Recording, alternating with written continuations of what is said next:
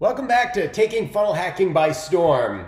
This is where you learn how 97 entrepreneurs just like you each created their own 7-figure business and how you are just one funnel away from your own 7-figure success story. Okay, so today we are going to follow up on the episode from yesterday. And yesterday I titled the episode, Where Do You Find Your People? This is also a follow-up episode to one that I had before called Publish Your Face Off. So this is kind of a checkup from the neck up, if you will, to see if you've actually followed through. So the episode where I talked about publishing your face off, I had said in order to find your people, right, the first thing you have to identify is who are your people that you're searching for, right? Your customer avatar, your dream customer, client, or member. Where do those people hang out, right? Where do they congregate? And then the last thing is how do you reach those people? Now, everybody has a different comfort level when it comes to interacting with people, right? Some people like to write and they tend to be a little bit more quiet. Some people, or they may just express themselves better in writing. That's another spin on that. Okay. Now, some people may like to talk, and for people that like to talk, well, a podcast is great. It's like a radio talk show almost, and you can express yourself that way. And it's also a nice time saver because you can record a podcast anywhere. I mean, you could literally be in the car going to the grocery store and you could record a podcast, all right? And then some people are very comfortable on video. And if that's you, if you don't mind being on camera and having people see your face and expressing yourself that way, well, then obviously any form of video would be great. So here's the question, and what I'm doing is right now I'm speaking to the people that have already heard my message before.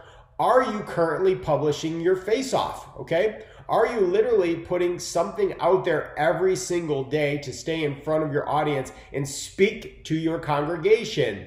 And the question is if not, why not, right? The difference between somebody who's successful and somebody who's not comes down to their daily habits, right? What you do on a daily consistent basis is those small victories that add up. That's planting the seed and nurturing the seed and watering the seed and giving it sunlight in order for that flower to bloom and grow, right? So it's the daily consistent actions. So many times someone will ask me, hey, Bill, what do you think about this technology or that technology? And first, what I want to say to them is, hey, what are your habits like first? Because I don't care what technology that I introduce to you. If you don't have good habits, you're not going to be successful anyway.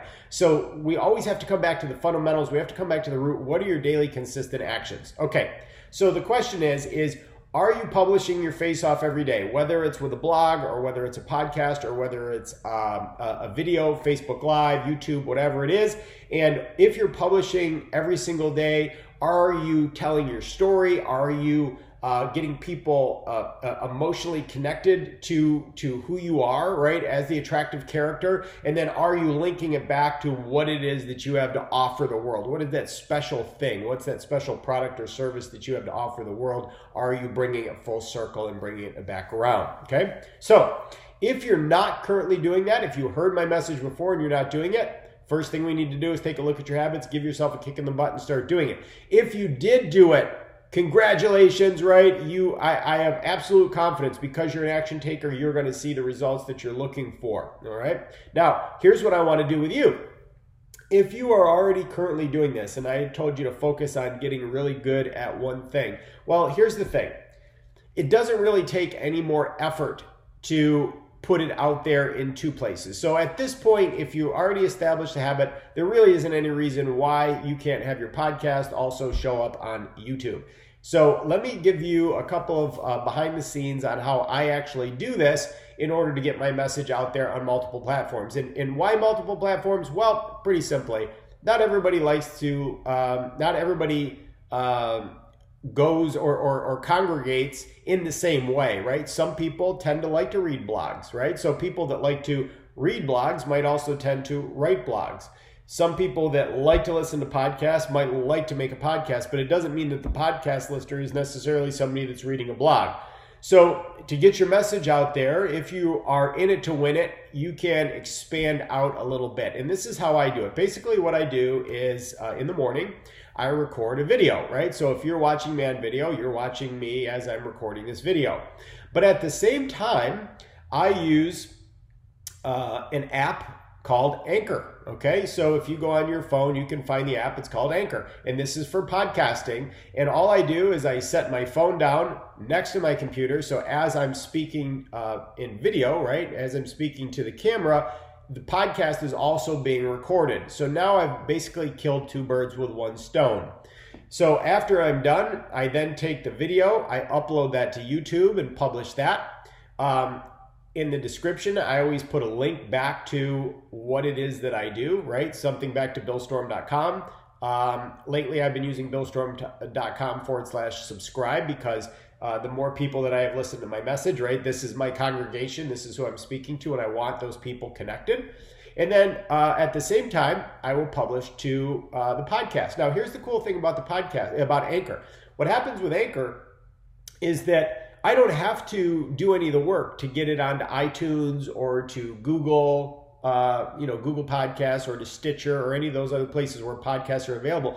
They do all of that for you. You don't even have to know what those things are. All you have to do is be able to record your voice and hit publish and share, and that's it. So what happens when you first sign up with Anchor is they will start putting it out there, and they'll get it published for you, and you'll start getting notifications that, hey, you're now available on Google. Now you're available on iTunes. You'll get those notifications, and now all you have to do is just keep putting your message out there. And the more you do it, the better you're going to get, and the more you're going to stay out in front of your people. Now, what do I want to do if I decide, well, I think I want to blog too. I want to do all three of these things. Well, there is a website called rev.com, REV.com, and they charge $1 a minute. So if your podcast, for example, or your video is 5 minutes, well, they charge you $5 to transcribe it.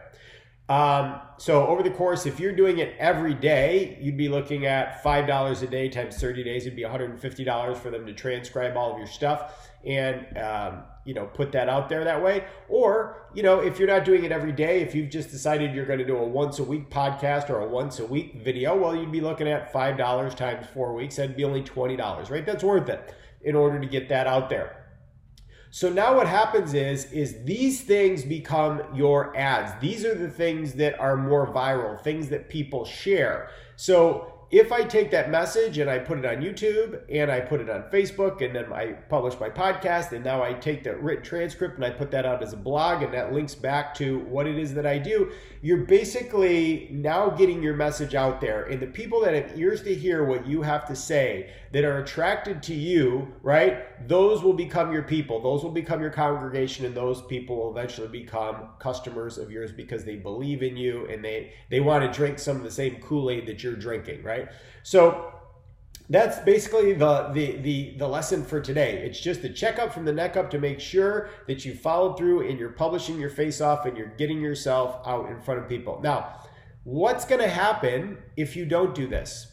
Well, the answer is nothing, right? Next year, 12 months from now, you will be in the exact same place. Your email list won't be any bigger, your follower list won't be any bigger, and your income won't be any bigger.